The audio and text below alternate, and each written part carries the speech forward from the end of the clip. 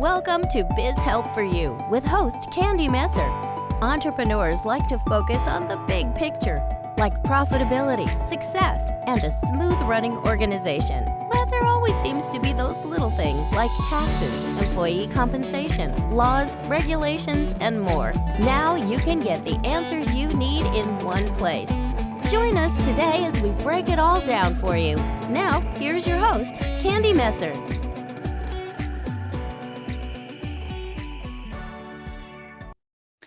Hello and welcome to Biz Help for You with Candy Messer. Thank you for joining us today. I hope you enjoyed the topic of our last episode, hardcore soft skills. If you are unable to join us and would like to listen to the show, links can be found on our YouTube and Facebook pages, as well as multiple favorite podcast platforms. And if you'd like to receive notifications on when our podcasts have been uploaded, please like and subscribe.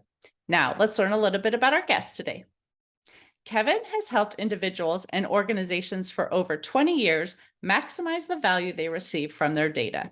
He is a frequent speaker and lecturer on topics including data literacy, data-informed decision-making, decision intelligence, and essential skills for today's workforce. He is currently the Chief Learning Officer at Click, a data and analytics company, as well as the chair of the advisory board for the Data Literacy Project. He applies his passion both in the corporate setting and also in academia, where he is an adjunct professor at Boise State University. So, Kevin, welcome to the show. Thanks. Pleasure being here. I'm looking forward to that. And hopefully I live up to that intro. That was awesome. Well, before I ask you any questions, let me have you tell me just a little bit more about yourself and how did you get interested in data analytics? Yeah, I'll start by saying I don't want anyone listening to hear data analytics and tune out and say, "Oh, not for me. I'm not a data person," Right? Because we all do that, right? When I say data, I'm thinking, don't just think numbers. I'm thinking information, like reading. If you read an Amazon review, if you watch the weather reports, and what really got me interested is just, I was actually computer science and math by trade in undergrad, and I was very technical. And I would sit in a few training courses when I started going out into the workforce, and things just weren't clicking for me. And so I spent a lot of time learning partly about how adults learn, but then partly about how the brain works. And it kind of was this big aha moment to me that brain is really cool, but it's also very limiting when we're trying to process information. And wouldn't you happen to know, we live in a time where there's an abundance of information. So it can be very overwhelming. So I started researching more about cognitive biases, how we can help people make decisions. In my own personal life, I have 4 kids. One of them happens to be on the autistic spectrum. And it was just another aha moment. I'm like, wow, they think about the same exact thing in a very different way. They're not necessarily wrong or right. And I'm not necessarily wrong, right? It's just different. And it's easy to see that when we're talking about a situation right in front of us. But when we see data and information, it's hard to see the other people's perspective, and kind of just got me to where I am today. Well, I'd love for you to just talk about why everyone should have a basic understanding of this data literacy. Yep. So the data literacy, if you haven't heard the term, you can Google it.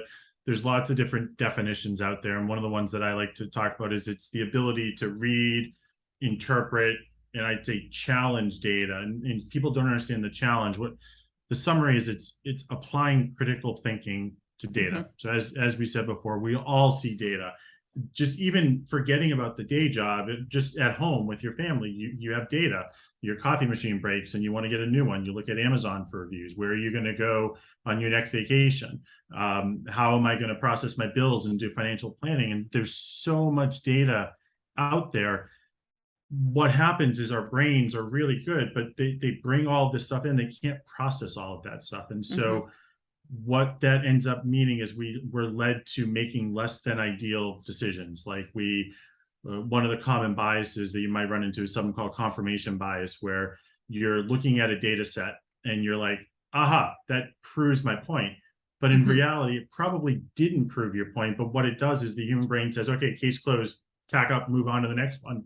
There's probably a different perspective that would have given you a different insight, but we have to consciously stop and think about, okay, when is this misleading?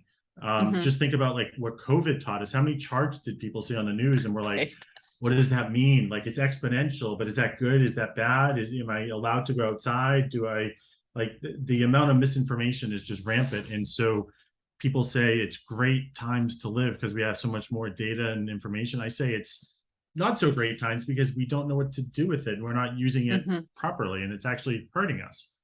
Right. Well, as you're talking, I was even thinking, yes, there could be a fact, right? That it's kind of black and white, but when someone's coming from their perspective and looking at it, that definitely they're going to have their opinion on what that actually means. And so two different people can come with two different perspectives from the same fact, right? So how does someone even determine what really would be truth per se in terms of that statistic? Or if we hear numbers that are shared, in terms of some of these facts that are being told to us about whether it's COVID or, whether it's global warming or whatever the topic is, right? There's usually two different perspectives on the same figures. It's a great point, and it just highlights that data is data, but our interpretation is subjective, right? So the data does not change, but it's how we apply it. And you said something interesting about, like, with COVID and stuff, sometimes there's two different opinions. I like to think of it in two different ways. The first way to think of it is it's like a puzzle, and we see one side of the puzzle from our perspectives, others see another side.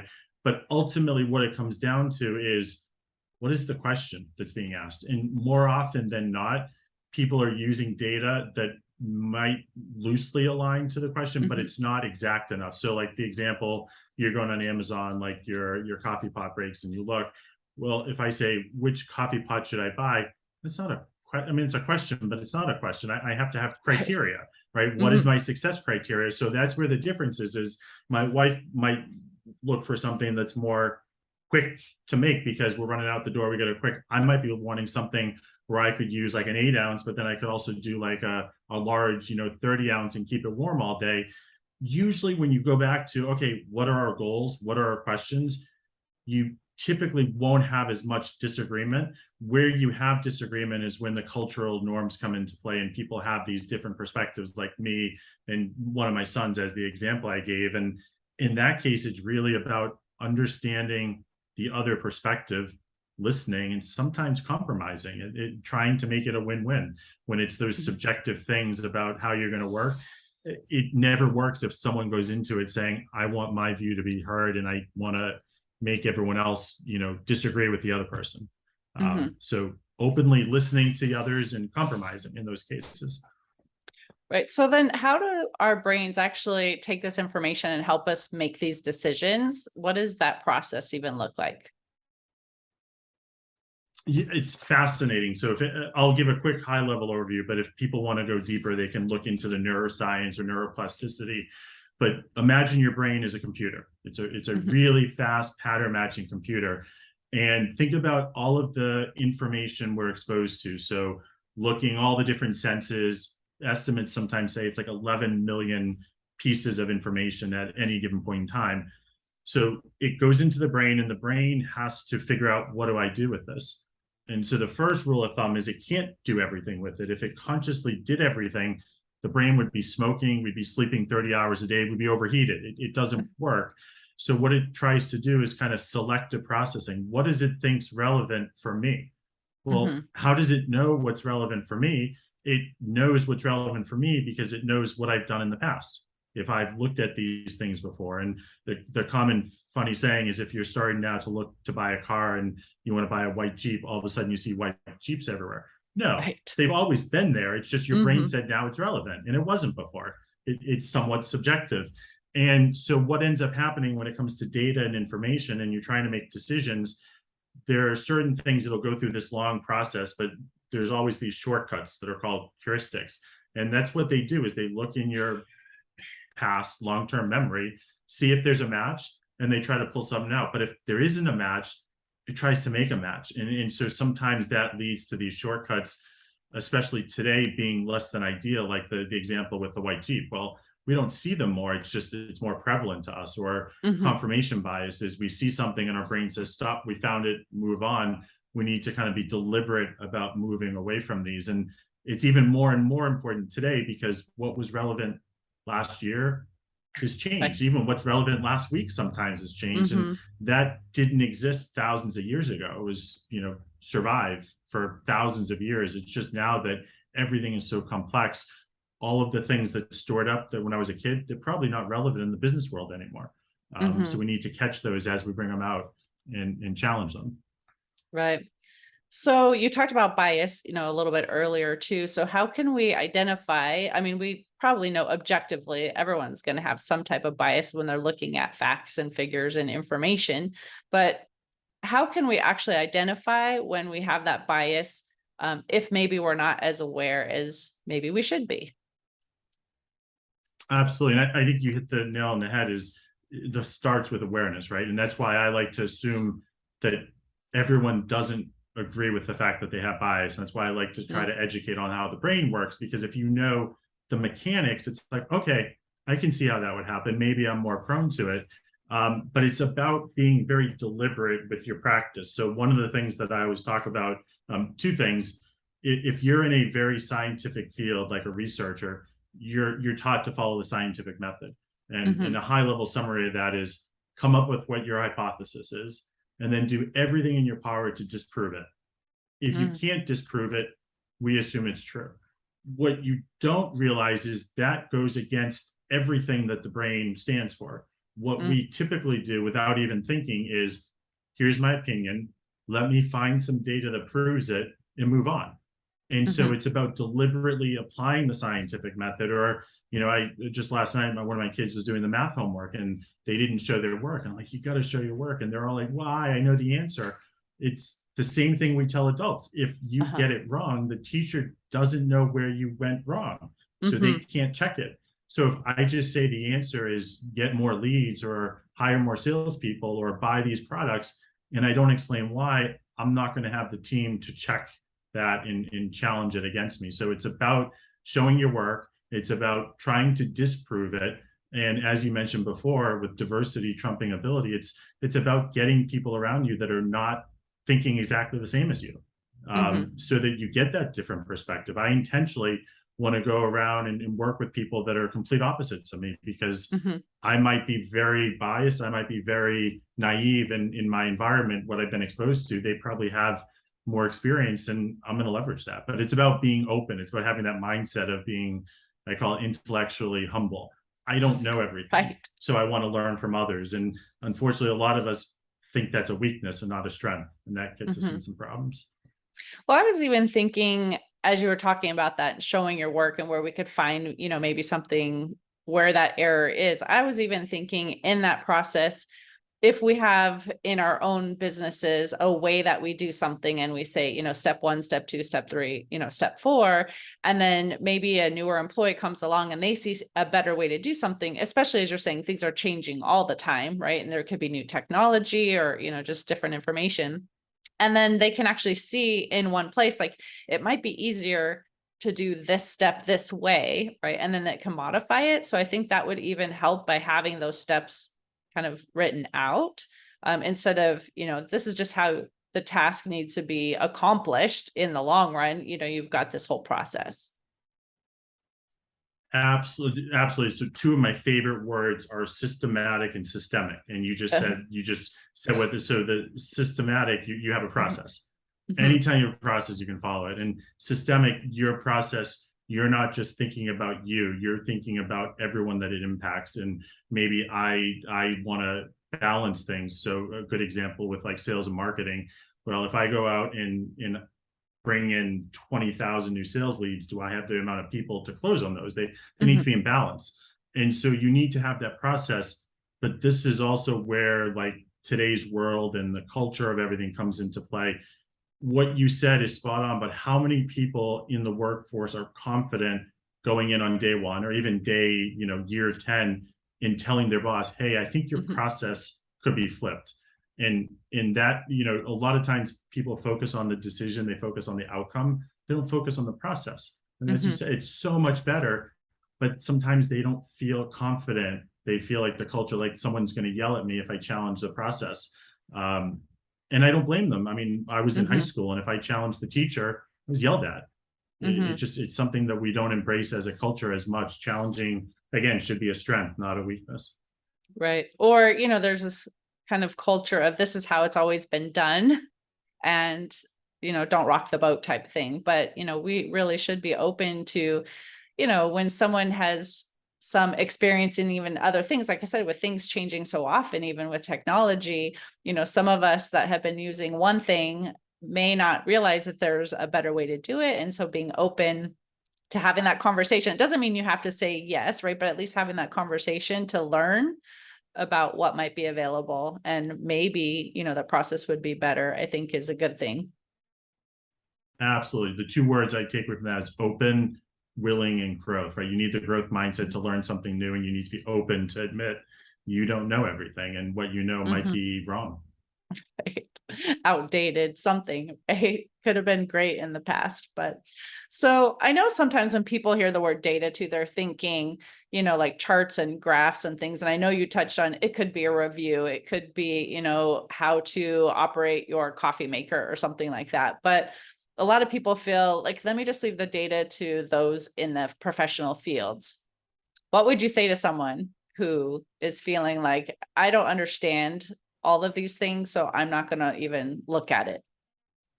Yeah, I would say first, you're one of those that kind of set in your ways, right? You have this mindset that data is technical and data is numbers, and you need to break away from that.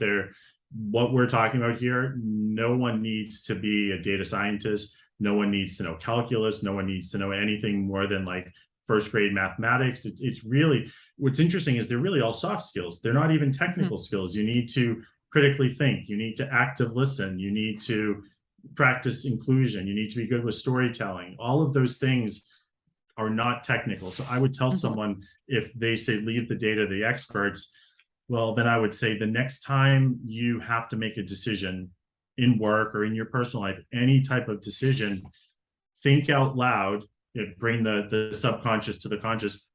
How are you making that decision? And whatever you say when you say that is data and information. Like, well, I didn't like the peanut butter and jelly sandwich last week, so I think I'll go with turkey and cheese. That's data. You just didn't put it in number form. It's a frequency or a count. So just stop thinking it's too technical. Everyone in the world today is exposed to this, unless you never read the news, never look at your mobile phone, never watch TV, never interact with anyone else in the world. Then maybe it's not for you. But everyone else, you're already exposed to it. You're probably already getting a high level of misinformation. It's about time to, increase those critical thinking skills to avoid that. And I'm not sure if people have really heard the term. Maybe some may have, but blockchain, there's all kinds of data. I would love for you maybe to even touch on that a little bit. What is your, opinion of all of this data just kind of available,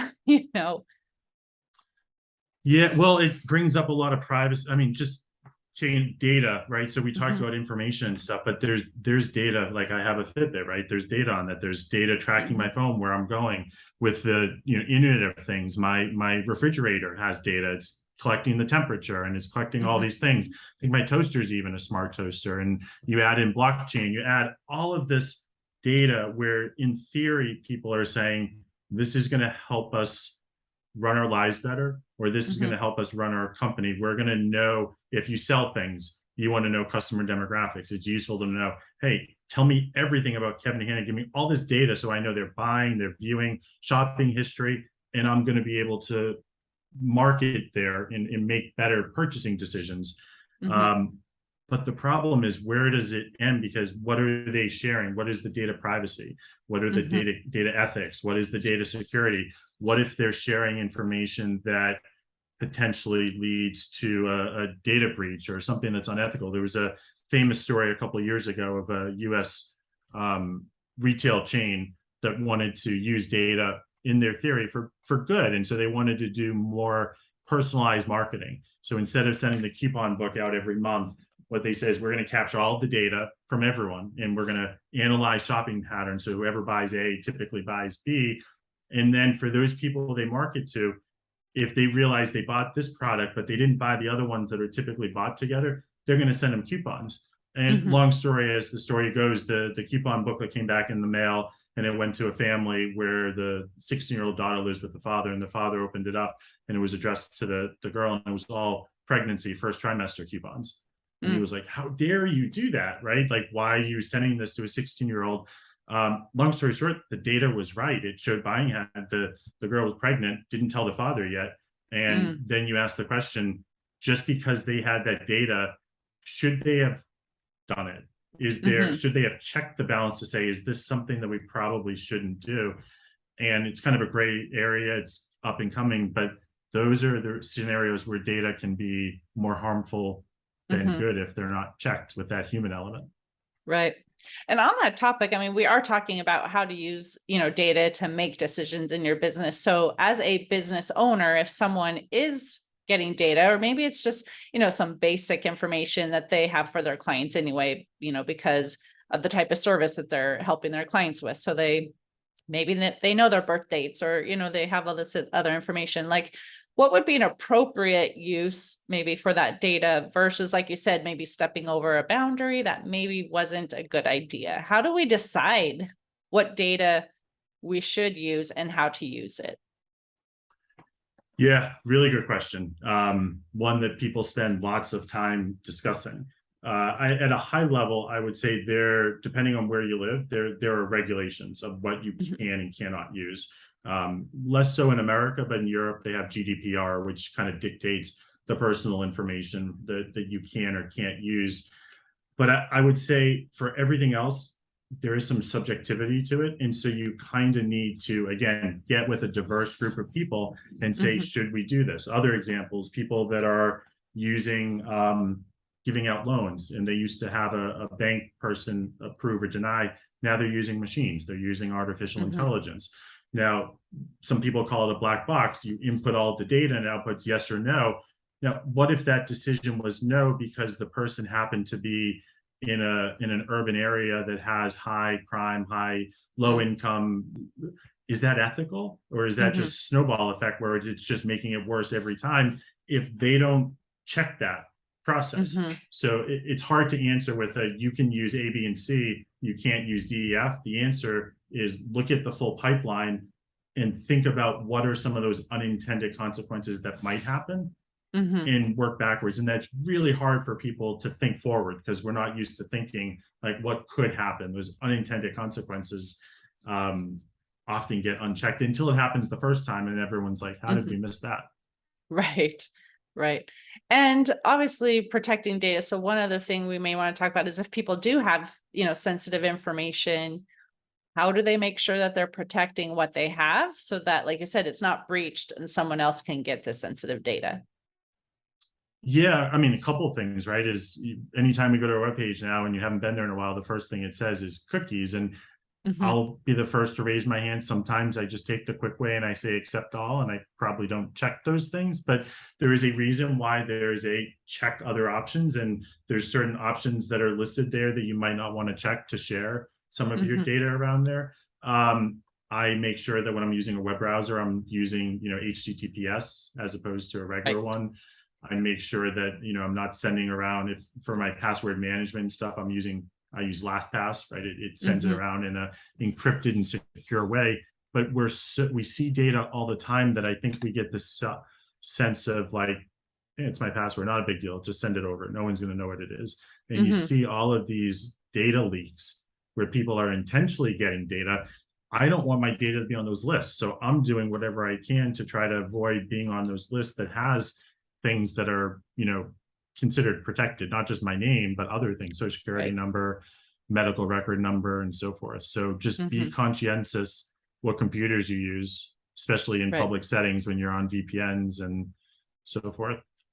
Exactly. That makes me think of too, I try to always tell people who are working with us to please do not email us, information that has sensitive data on there, because email is not guaranteed to be secure, right? And I know some people get upset with us when we're saying, use the secure portal or, send it to us in this way, because it's more complicated than sending an email. But just as the individuals who have that data, be careful with what you're doing with it, to keep it as protected as possible.